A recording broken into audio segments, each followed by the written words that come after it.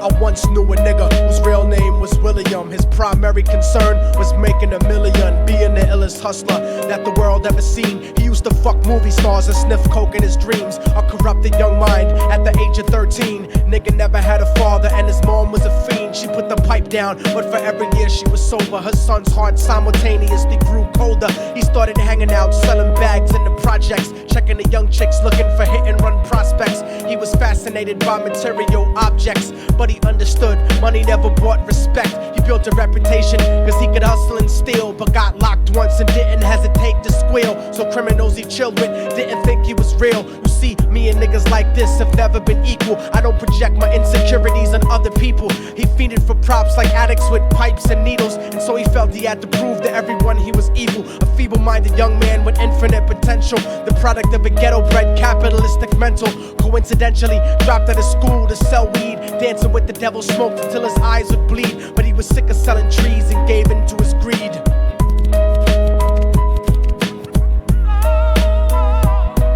Everyone tryna be trife, never face the consequences. You probably only did a month for minor offenses. Ask a nigga doing life if he had another chance. But then again, there's always the wicked that knew in advance. Dance forever with the devil on a cold cell block. But that's what happens when you rape, murder, and sell rock. Devils used to be gods, angels that fell from the top. There's no diversity because we're burning in the melting pot.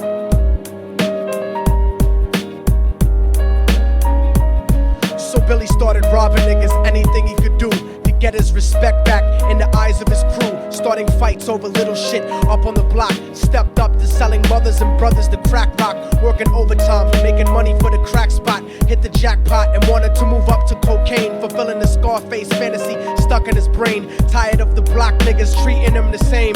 He wanted to be major like the cutthroats and the thugs. But when he tried to step to him, niggas showed him no love. They told him any motherfucking coward can sell drugs. Any bitch nigga with a gun can bust slugs. Any nigga with a red shirt can front like a blood. Even Puffy smoked the motherfucker up in the club. But only a real thug can stab someone till they die. Standing in front of them, staring straight into their eyes. Billy realized that these men were well guarded, and they wanted to test him before business started. Suggested raping a bitch to prove he was cold-hearted. So now he had a choice between going back to his life or making money with made men. Up in the sight, his dreams about cars and ice made him agree a hardcore nigga is all he ever wanted to be. And so he met them Friday night at 2:45.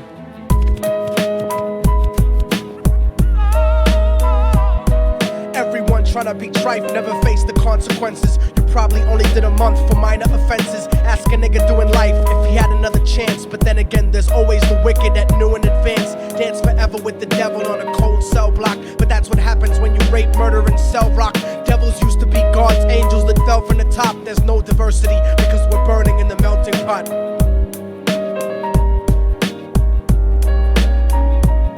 They drove around the project slow while it was raining, smoking blunts, drinking and joking for entertainment, until they saw a woman on the street walking alone, 3 in the morning, coming back from work on her way home. And so they quietly got out the car and followed her, walking through the projects. The darkness swallowed her. They wrapped her shirt around their head and knocked her onto the floor. This is it, kid, now you got your chance to be raw. So Billy yoked her up and grabbed the chick by the hair and dragged her into a lobby that had nobody there. She struggled hard, but they forced her to go up the stairs. They got to the roof and then held her down on the ground, screaming, "Shut the fuck up and stop moving around." The shirt covered her face, but she screamed and clawed. So Billy stomped on the bitch till he broke in her jaw. Them dirty bastards knew exactly what they were doing. They kicked her until they cracked her ribs and she stopped moving. Blood leaking through the cloth, she cried silently. And then they all proceeded to rape her violently. Billy was made to go first, but each of them took a turn, ripping her up and choking her until her throat burned. Her broken jaw mumbled for God, but they weren't concerned. When they were done and she was lying bloody, broken and bruised, one of them niggas pulled out a brand new 22. They told him that she was a witness for what she'd gone through, and if he killed her, he was guaranteed a spot in the crew. He thought about it for a minute, she was practically dead, and so he leaned over and put the gun right to her head.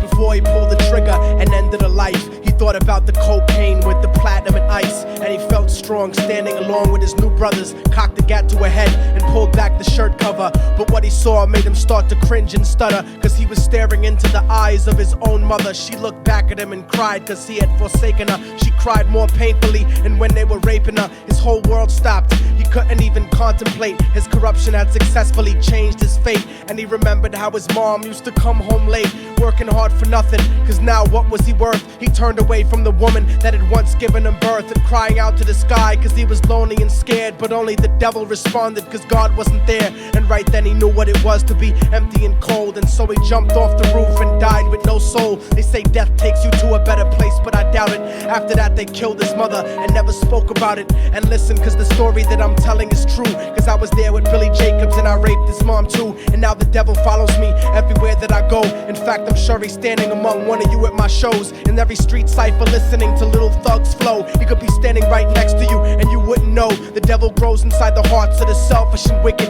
White, brown, yellow, and black color is not restricted. You have a self-destructive destiny when you're inflicted, and you'll be one of God's children that fell from the top. There's no diversity because we're burning in the melting pot. So when the devil wants to dance with you, you better say never, because a dance with the devil might last you forever.